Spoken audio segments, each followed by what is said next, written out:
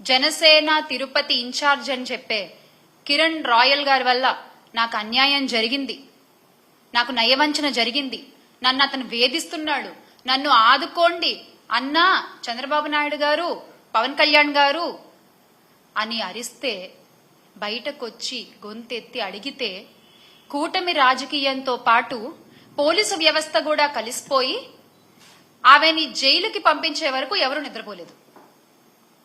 ఆ లక్ష్మి అనే ఆవిడ ఏ రాజకీయ పార్టీకి సంబంధించిన ఆవిడ కాదు. వివాదాలకు దూరంగా ఉంటూ భర్తను పోగొట్టుకుని పిల్లలతో జీవిస్తున్నటువంటి సగటు మహిళ.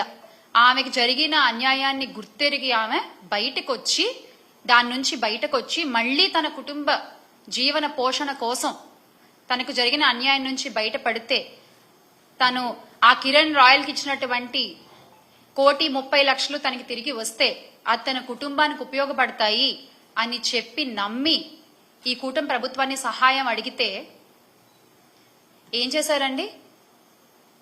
మీరిచ్చిన తీర్పు ఏంటి? ఆవిడ అరెస్ట్.